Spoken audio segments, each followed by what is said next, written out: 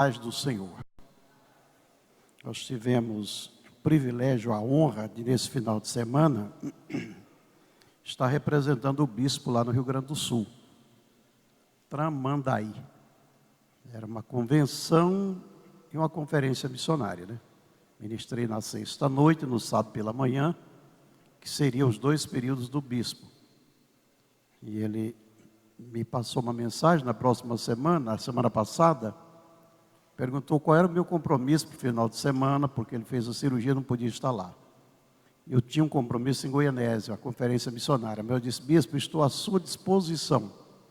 Consegui um substituto para Goianésia e fui ao Rio Grande do Sul. Foi um trabalho maravilhoso, a igreja entendeu, ficou agradecida por termos ido ali representar o bispo, oramos por ele ali, e o pessoal com muito carinho me recebeu como se fosse o bispo. Fui recebido com honra de bispo, pastor Samuel. Imagina, viu? Mas foi muito bom. O pastor Juscelino está lá, continua lá, foi comigo, continua lá. Pregou ontem, prega hoje, e retorna amanhã. E eu estou aqui hoje com a honra de poder ministrar uma lição da escola dominical, um trabalho que eu amo, gosto. E hoje nós vamos falar um pouquinho sobre a igreja de Antioquia. Essa igreja nos traz algumas coisas que despertam a nossa curiosidade, né? A Bíblia fala de 2 Antioquias. Antioquia da Pisídia, que ficava na região da Galácia, na província romana da Galácia. Era quartel-general ali do exército do imperador romano. E a Antioquia da Síria. Antioquia da Síria, que era a 3ª mais importante cidade do Império Romano. No período do Império Romano, naquela época, ela chegou a ser a capital da Síria. Segundo os historiadores, e Flávio José afirma, que Antioquia tinha cerca de 500 mil de habitantes. Era uma mega cidade para aquela ocasião, para aquela época. E o que é mais interessante, irmão, essa cidade foi fundada 300 anos antes de Cristo. Por Seleuco Nicátor, filho de Antíoco.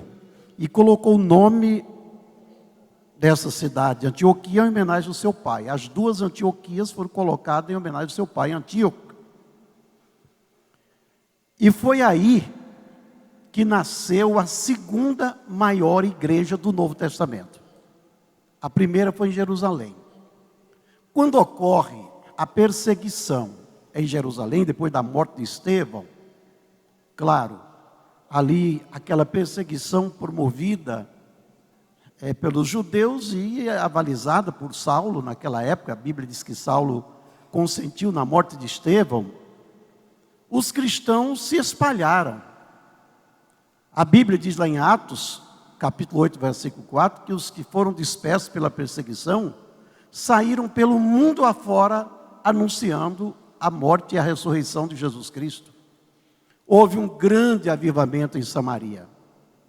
E vários crentes da Judéia foram para Antioquia, fugindo da perseguição. E lá começaram um trabalho.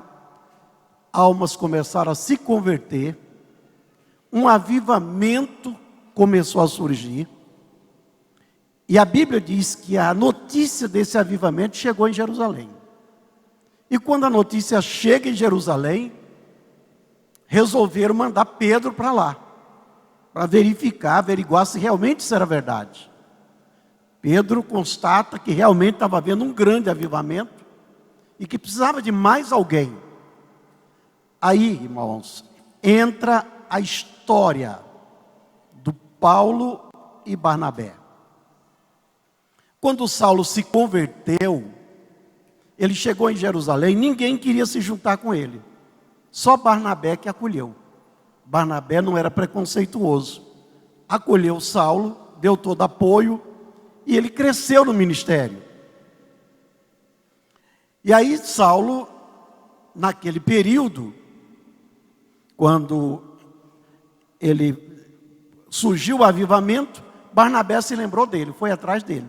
Trouxe agora já era Paulo, convertido, trouxe ele para Antioquia e Barnabé também foi para lá. E os dois passaram ali 1 ano ensinando a palavra. 1 ano. E aí nós vamos ver depois qual foi o resultado desse trabalho desses 2 homens durante 1 ano.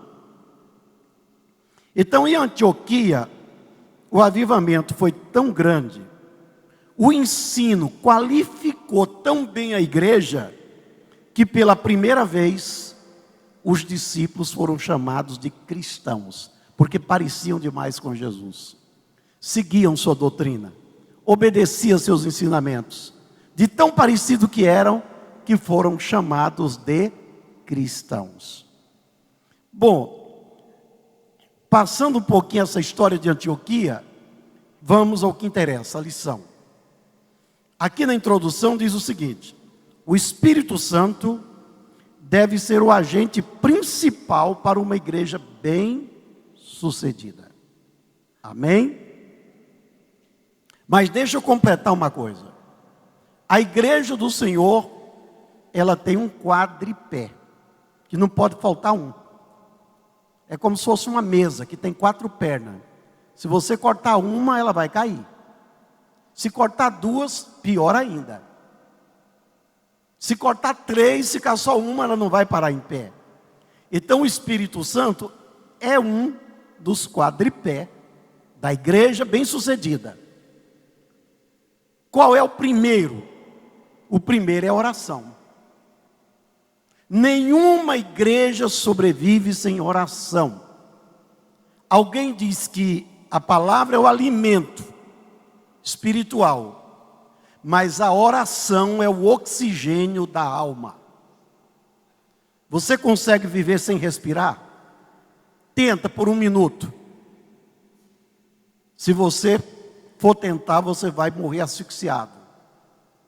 Assim também a oração. Se você parar de orar, você vai morrer espiritualmente. A oração é fundamental. E é através da oração que nós buscamos e recebemos o poder do Espírito Santo. Não tem outra forma.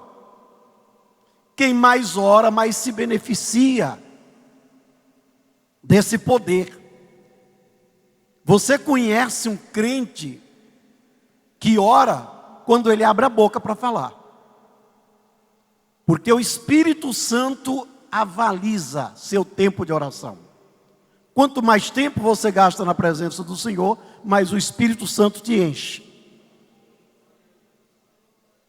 Eu comparo a nossa vida na unção do Espírito igual o tanque do seu carro. Você vai na bomba e tem gente que chega lá assim: põe 10 reais. É barato, não é? 10 reais, qualquer um paga. Só que você vai andar poucos quilômetros, tem que pôr de novo. Agora, enche o tanque. Você vai pagar caro. 200, 300 reais. Mas você vai andar 600, 700, 800 quilômetros. A vida espiritual do mesmo jeito.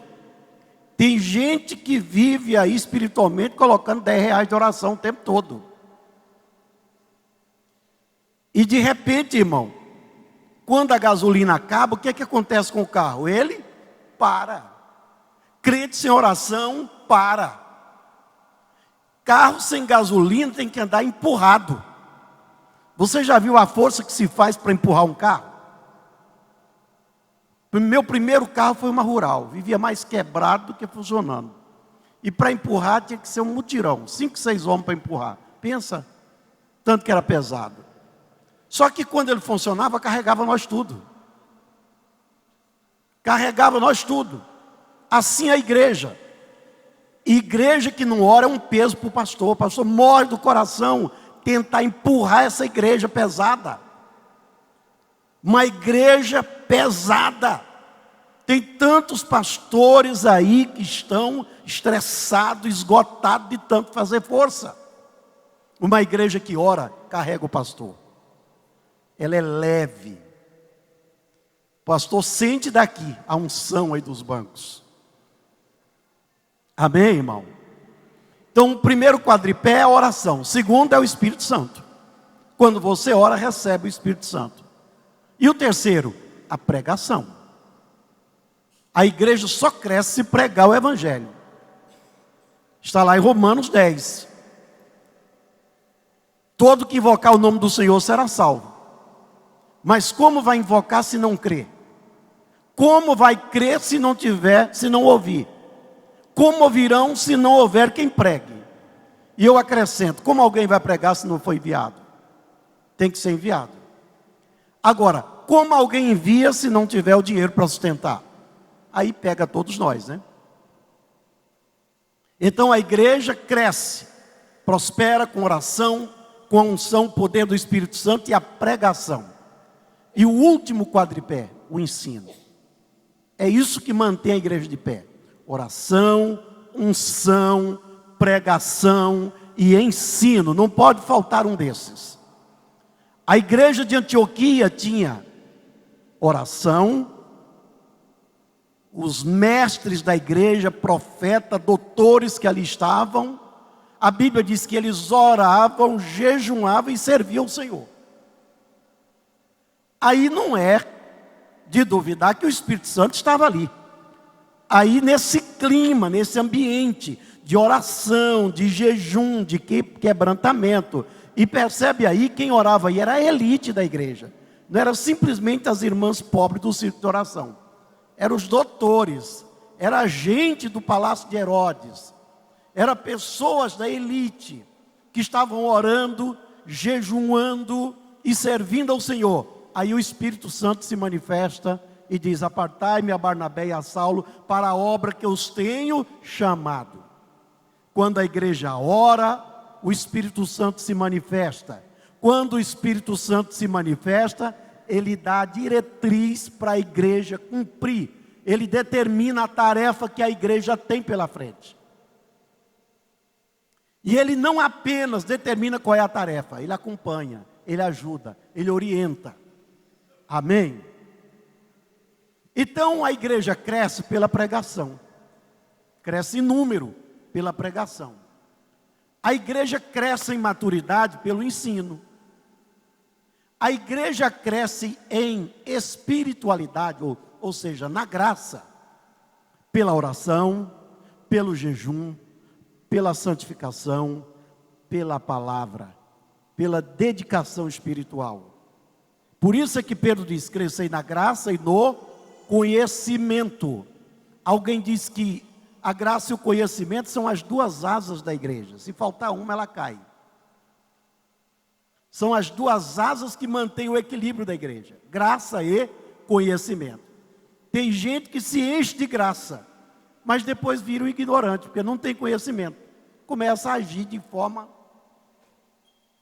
às vezes, totalmente fora do contexto doutrinário. Tem outros que se enchem de conhecimento, mas falta graça. Aí quem busca só a graça e não quer o conhecimento, vira fanático. Vira fanático. Quem quer só o conhecimento e não quer a graça, termina virando um cético. Não crê nos dons, não crê na manifestação do poder, torna-se um crente natural. O crente natural não entende as coisas do Espírito. Não crê em revelação, não crê em profecia, não crê nas coisas espirituais. Então nós temos que ser ao mesmo tempo alguém que cresce no conhecimento, mas que também cresce na graça. Aí a igreja decola. Amém? E aqui diz: o Espírito Santo é o agente principal. Por quê? Eu vou dizer a vocês por quê. Primeiro, porque o Espírito Santo habita na igreja. Quem é a igreja aqui? É os bancos? É o templo de tijolo? A igreja, levante a mão aí, deixa eu ver. Olha aí ela aí. O Espírito Santo habita nessa igreja, nesse organismo vivo. Organismo vivo que é a igreja. O Espírito Santo está em você, está em mim, habita em nós. Paulo diz em 1 Coríntios 3,16: não sabeis vós que sois o templo de Deus e que o Espírito de Deus habita em vós? Aqui está o segredo. Por que o Espírito Santo é fundamental? Porque ele habita em nós. Aonde você vai, o Espírito Santo está junto. Segundo, o Espírito Santo fala à igreja. Ai de nós se não fosse o Espírito Santo aqui nessa tribuna. Todos nós ficaríamos aí esperando uma palavra. Eu disse ontem lá no Rio Grande do Sul que substituir o bispo não é tarefa fácil. Porque quando ele abre a boca, você já abre também o coração para receber, porque você sabe que vem uma palavra de Deus. Porque o Espírito Santo é quem fala através do pregador, do mestre, do ensinador. Amém? Aí Apocalipse 2:29, Jesus escrevendo às igrejas diz: quem tem ouvido, ouça o que o Espírito diz às igrejas. O Espírito Santo está sempre falando nas igrejas. Depois, o Espírito Santo produz comunhão na igreja. Você sabe por que nós estamos nesse clima abençoado? Por causa do Espírito Santo. Aí, 2 Coríntios 13:13, nós temos aí a famosa bênção apostólica. A graça do Senhor Jesus Cristo, o amor de Deus e a comunhão do Espírito Santo repouse sobre vós. Irmãos, o Espírito Santo é quem produz comunhão nessa igreja. O espírito maligno produz divisão. O Espírito Santo produz comunhão. Quando você vê alguém buscando divisão, você pode ter certeza que não é o Espírito Santo que está falando com ele. Porque o Espírito Santo não divide, não separa. O Espírito Santo soma, multiplica, acrescenta, une. Amém? O Espírito Santo une a igreja. E a Bíblia diz em 1 Coríntios 12:13, que todos nós fomos batizados em um só Espírito, formando um corpo, quer judeu, quer grego, quer servo, quer livre, todos temos bebido do mesmo Espírito. Foi o Espírito Santo que nos uniu no corpo de Cristo. Amém? O Espírito Santo é quem comissiona homens para a obra missionária. Nós falamos aqui, Saulo e Barnabé foram escolhidos pelo Espírito Santo. Ainda hoje é o Espírito Santo quem escolhe. Fala com o nosso líder e ele determina, mas já orientado pelo Espírito Santo. O Espírito Santo alerta a igreja quanto aos perigos da apostasia. 1 Timóteo 4:1 diz: mas o Espírito expressamente diz, nos últimos tempos apostatarão alguns da fé. Quem está dizendo aqui? É o Espírito Santo. Dando ouvidos a espíritos enganadores e doutrinas de demônio. O Espírito Santo alerta a igreja para essa última hora. A igreja de Antioquia, nós temos ela aqui como exemplo a ser seguido por todas as igrejas. E o comentador coloca aqui 3 razões. Nessa igreja, primeiro, tinha profetas. A igreja tem que ter profeta. Amém? Quem é o profeta? No Antigo Testamento, era o porta-voz de Deus. O presidente Bolsonaro tem um porta-voz que fala por ele. No Antigo Testamento eram os profetas. Ele chegava e dizia: assim diz o Senhor. Outra vez ele dizia: veio a minha palavra do Senhor. Entregava recado para reis, para autoridades, para a nação, para o povo. Entregava o recado de Deus para as pessoas. Profeta do Novo Testamento falava baseado na revelação do Antigo Testamento. E no testemunho dos apóstolos. A missão do profeta no Novo Testamento mudou um pouco. Porque lá no Antigo Testamento nós não tínhamos a revelação escrita completa. Então, o recado de Deus era mais oral. Hoje não. O recado de Deus está na nossa mão. Se você quiser ouvir o Senhor, abre a Bíblia e você vai ouvir aí. Assim diz o Senhor. Está na sua mão a palavra de Deus. Naquela época a revelação não era completa. Já no Novo Testamento, a função do profeta mudou um pouco. Falava baseado na revelação do Antigo Testamento, citando o Antigo Testamento. E baseado também no testemunho dos apóstolos. Qual o objetivo? Edificar, fortalecer e consolar a comunidade cristã. Profeta hoje existe? Claro que existe. Claro que existe profeta hoje. Sua mensagem deve estar de acordo com a palavra de Deus. Ninguém pode inventar a sua profecia. Aqui em Deuteronômio diz que se conhece o falso profeta quando ele profetiza e não acontece. Eu ouvi uma profecia na internet que o Brasil ia acabar em 2016. Ia ser uma tragédia. Os grandes de Brasília iam morrer tudo. Ia ser uma tragédia e tal. E a pessoa que entregava aquele recado, entregava numa emoção. Eu disse, essa profecia não está de acordo com a palavra de Deus. Essa questão de destruir, Deus não avisa ninguém, não. Pode ficar tranquilo. Quando veio o tsunami lá, ninguém sabia, né? Pegou todo mundo de surpresa. Pegou todo mundo de surpresa. E o que vai acontecer no mundo daqui para frente, todos nós já sabemos. Porque a palavra de Deus já nos avisou o que é que vai acontecer daqui para frente. Eu sei, você sabe. Por quê? A palavra de Deus já nos revelou. Nós estamos esperando a próxima coisa que vai acontecer, o arrebatamento da igreja.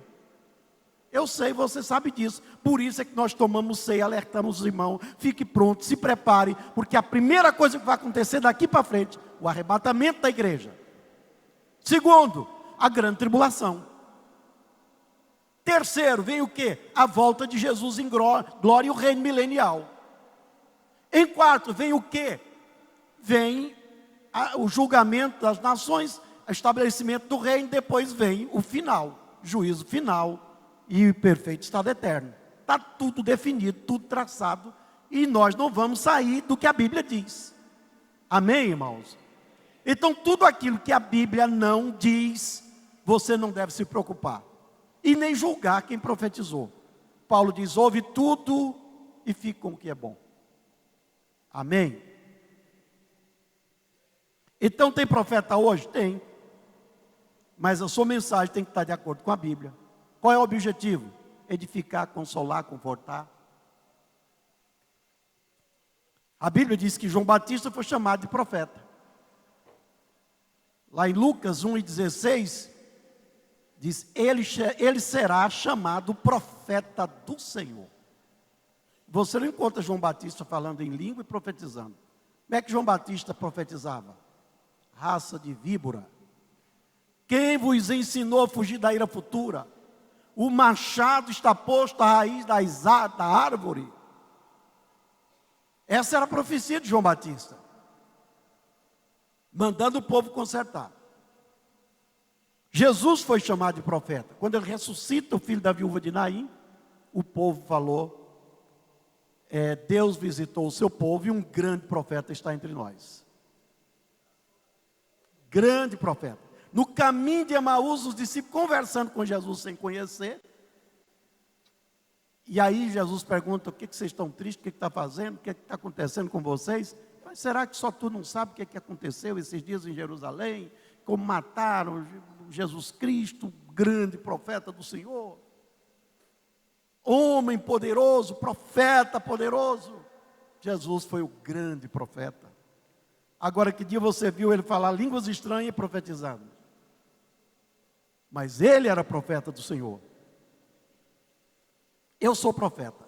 Pastor Samuel, o senhor é profeta. Homens de Deus, vocês aqui, todos são profetas. Quantas vezes alguém precisa de ouvir uma palavra que está na sua boca? Essa igreja tinha doutores, mestres. O que faz os mestres? Eles são aqueles que amam a palavra e o povo de Deus. Ministram a mente. Ministram ao intelecto das pessoas. para que elas aprendam a andar sabiamente diante de Deus.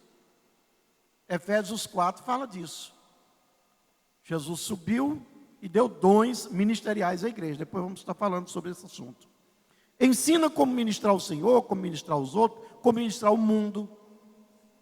Os doutores na igreja, a função dessa elite espiritual que Deus levanta como sacerdotes da sua casa, a missão é preparar os santos para a obra do ministério.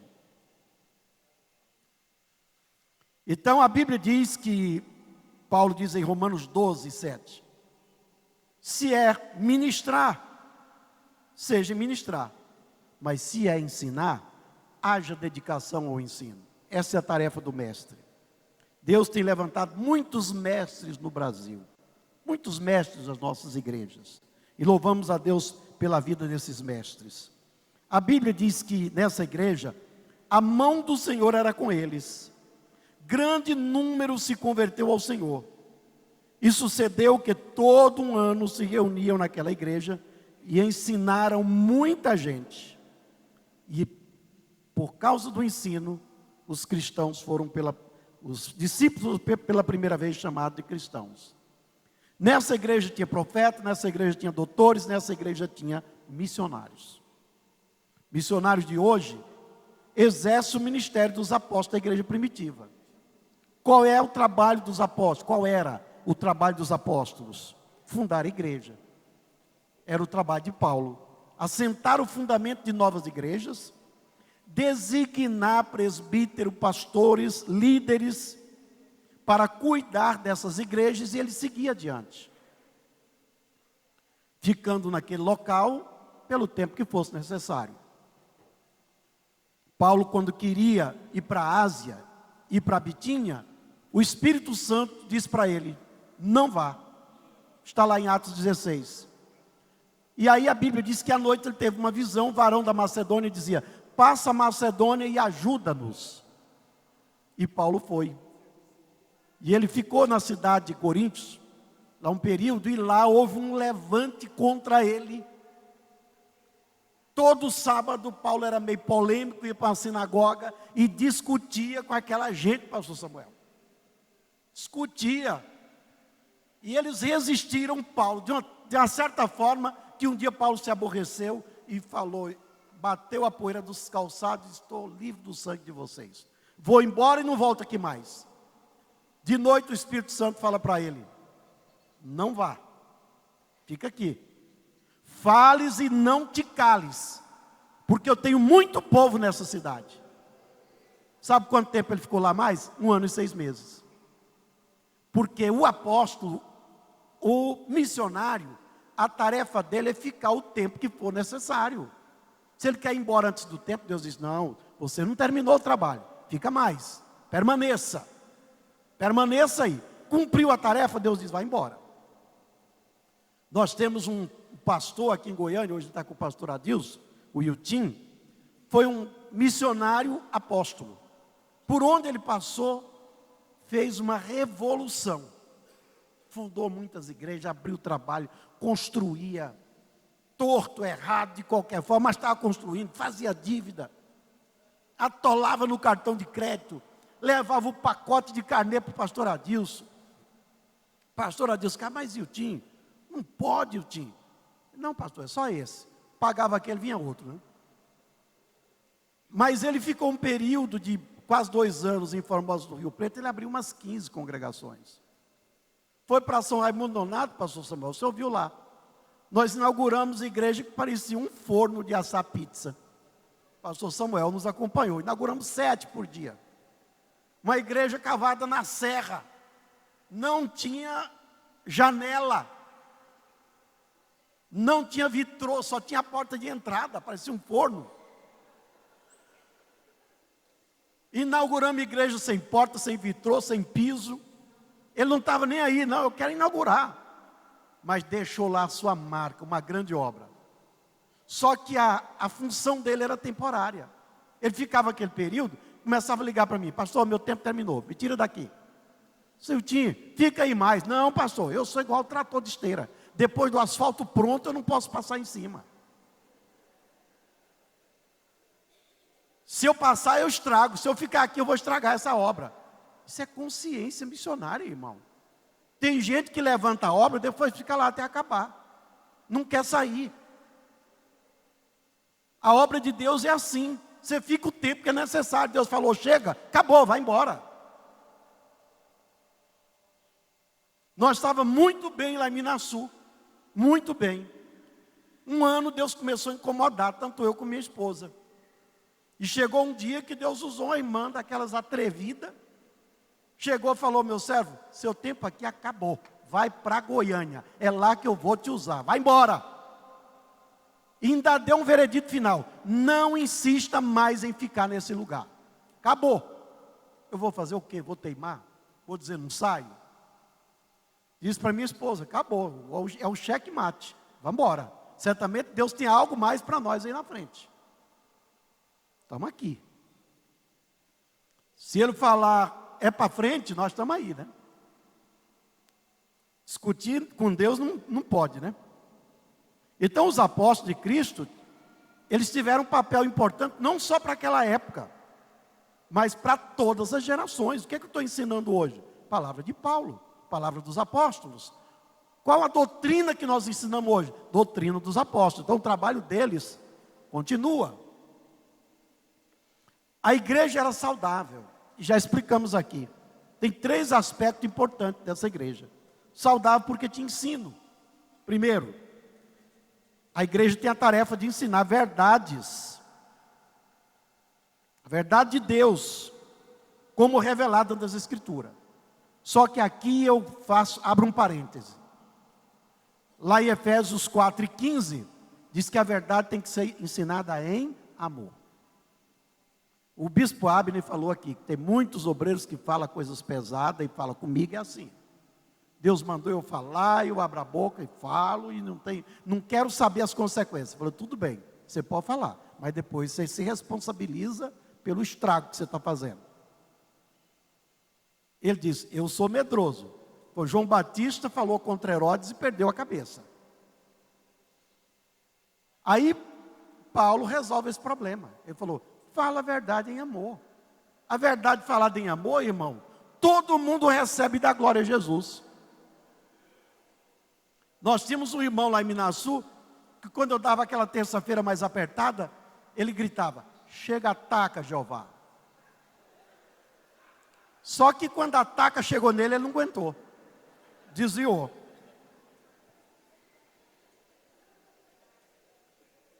Diz que a verdade sem amor vira tirania. Amor sem verdade vira hipocrisia. Então tem que ser verdade em amor. A igreja deve crescer na compreensão da revelação de Deus. Amós 6:3 diz, conheçamos e prossigamos em conhecer o Senhor. Tem gente que fala, não vou no culto não, já sei tudo. Será que sabe? Paulo diz, olha, se você acha que sabe tudo, ainda não sabe como convém saber. Porque a palavra é conhecida. Você já leu a Bíblia toda, conhece tudo, sabe tudo? Maravilha, eu também já li. Agora, tem uma coisa que é nova, a revelação que Deus traz em cada culto. Cada dia Deus fala conosco em cima de uma necessidade. Por isso é que nós não podemos faltar à igreja. Quem falta, perde. A igreja deve estudar a revelação especial, a Bíblia. E a revelação geral, que é a revelação que Deus faz de si mesmo em toda a humanidade. Diz que Deus tem 4 Bíblias, né? A primeira é a natureza. É a palavra revelada. Salmo 19 diz, os céus manifestam a glória de Deus. O firmamento, a obra das suas mãos. Se lembra de Jó 38, quando Deus começou a perguntar a Jó, Jó, sabe quem lançou o fundamento da terra? Onde está o depósito das neves? Onde é que ficam guardadas as nuvens? Quem lançou a pedra fundamental da terra? E foi fazendo pergunta, fazendo pergunta, fazendo pergunta, fazendo pergunta. De repente Jó fala: eu ponho a minha mão na boca e calo. Eu falei do que eu não sabia. Deus é ilimitado, e Ele se revela através da natureza. É o maior testemunho de Deus, é a própria natureza.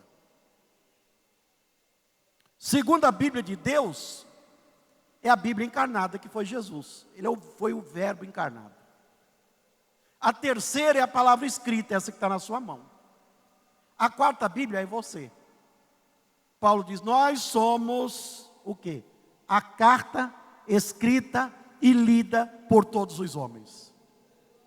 Você pensa que o pessoal está preocupado em ler a Bíblia? Estão preocupados em ler nossa vida. Por isso que a nossa vida tem que ter uma mensagem para essas pessoas que nos olham. Essa igreja tinha comunhão, é o que nós acabamos de falar. Comunhão é um dos meios pelos quais os membros da igreja são edificados. O bispo falou aqui esses dias uma série de compromissos que nós temos uns com os outros. Amar uns aos outros, perdoar uns aos outros, edificar uns aos outros, hospedar uns aos outros, suportar uns aos outros. E tem um versículo que fala: não mordeis. Não mordeis. Paulo fala: não mordeis. Então, tem gente que morde, né? Dói, né? É tanta violência verbal que é pior do que uma mordida.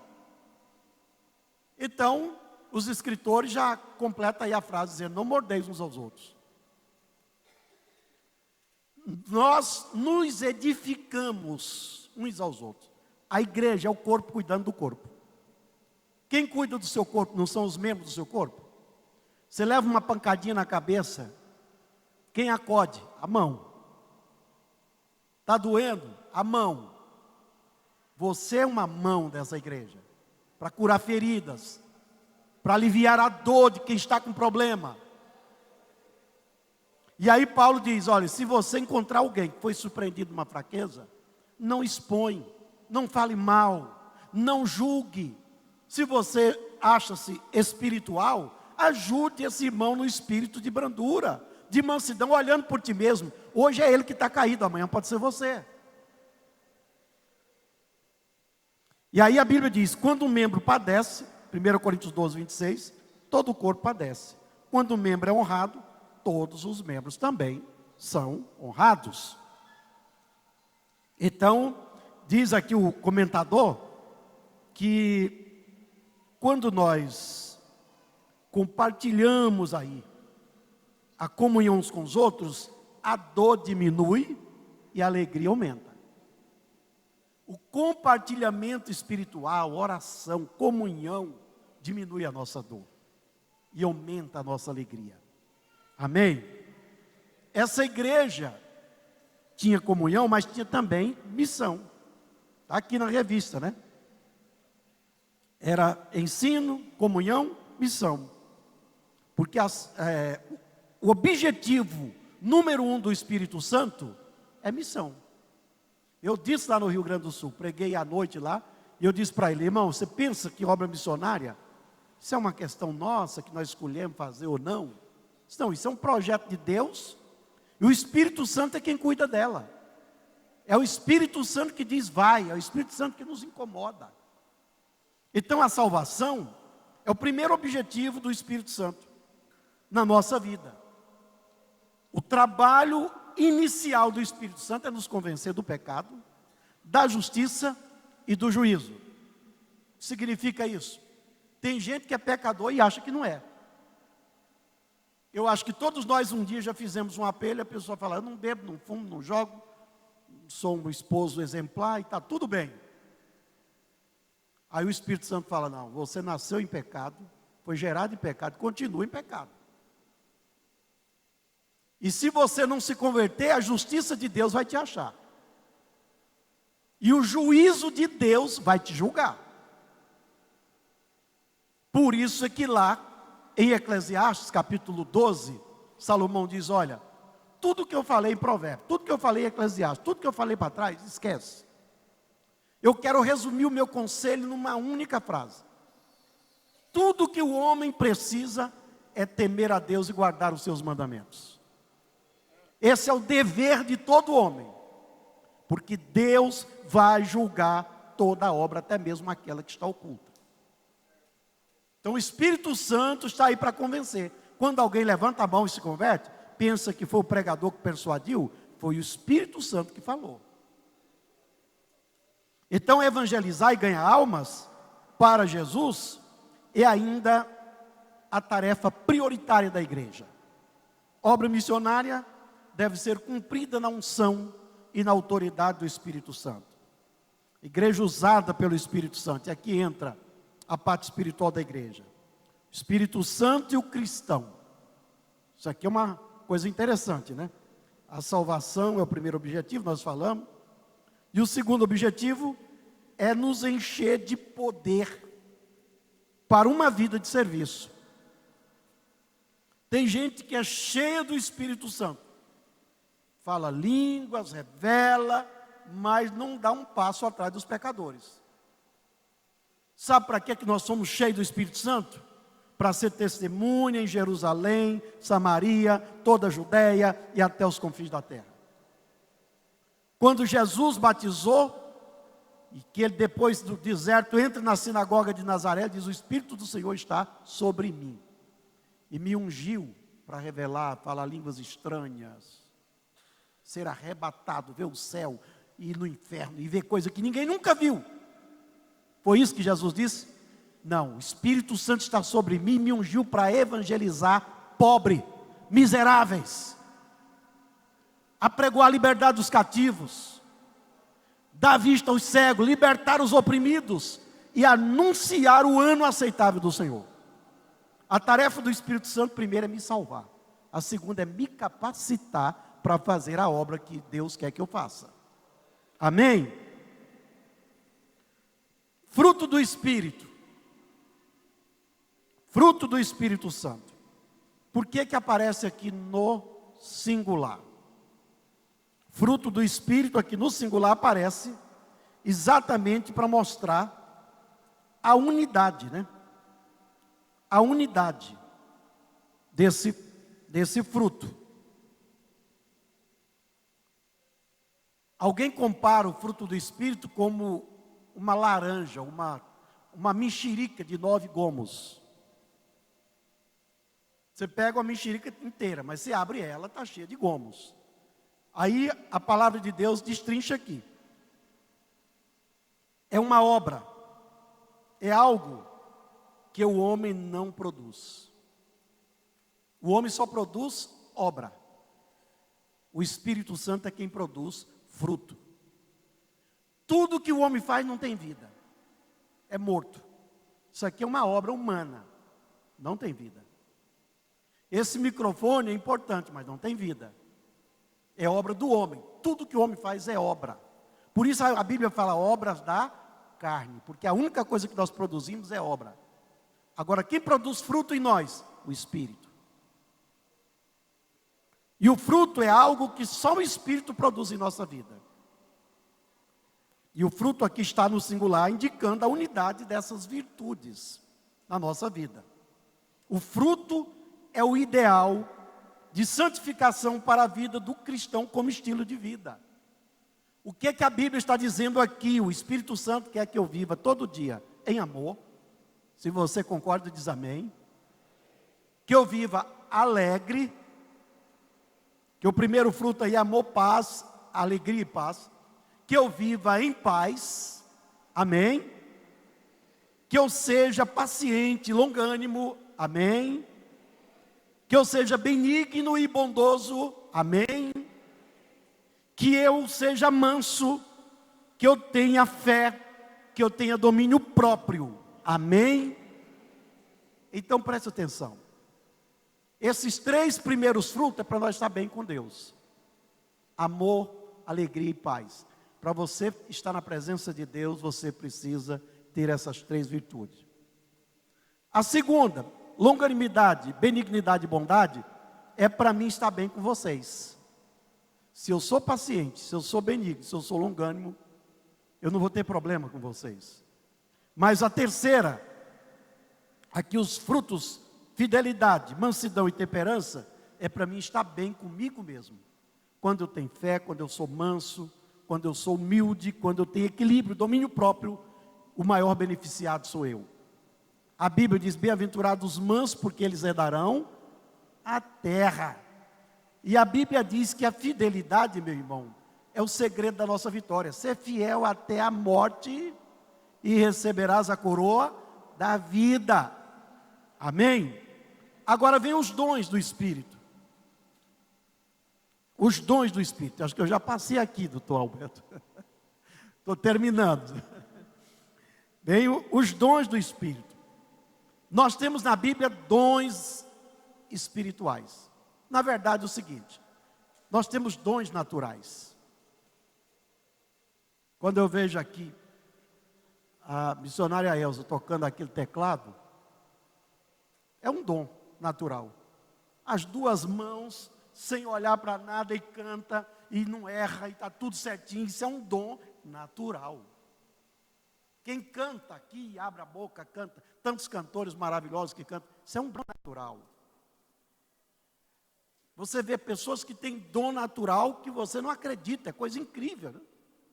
Tem gente que anda num fio, um cabo de aço, 100 metros, atravessa de um prédio para o outro e não cai.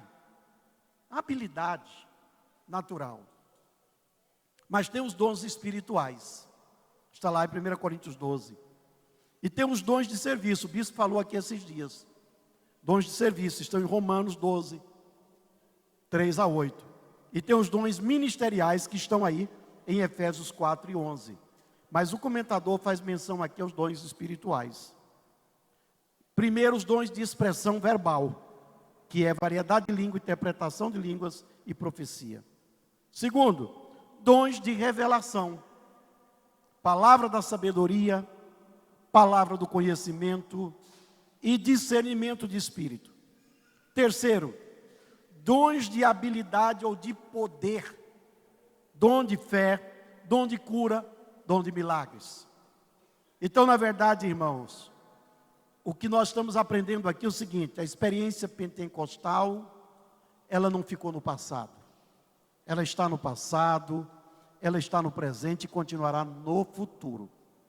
A igreja do Senhor continua na unção do Espírito, recebendo dons, sendo usada por Deus através dos dons espirituais. Então, não ficou restrita ao tempo dos apóstolos. Começou nos dias de Pentecostes e se estende por toda a história da igreja até que Cristo volte. E eu termino com uma frase aqui. Eu quero que você prepare um glória, um amém, do jeito que você quiser, para nós fechar essa aula com essa frase final da nossa revista. É como se nós estivéssemos soltando aqui um fogo de artifício, comemorando aqui o que eu vou dizer agora. Não há como conter uma igreja movida e cheia do Espírito Santo. Ninguém pode barrar a marcha de uma igreja cheia do Espírito Santo. Levante sua mão. Segura ela aí. Você faz parte dessa igreja. E eu quero pedir a Deus: Senhor, abençoa essa igreja. Abençoa o teu povo. Abençoa todas as igrejas que nesta manhã estão estudando essa revista, estudando essa lição. Que a tua igreja seja permanentemente cheia do Espírito Santo.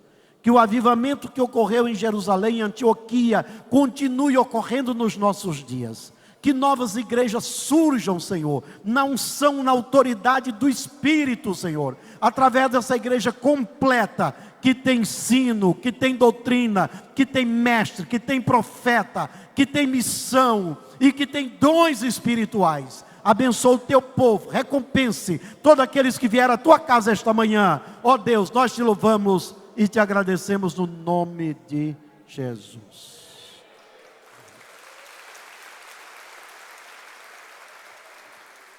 Maestrina Elza,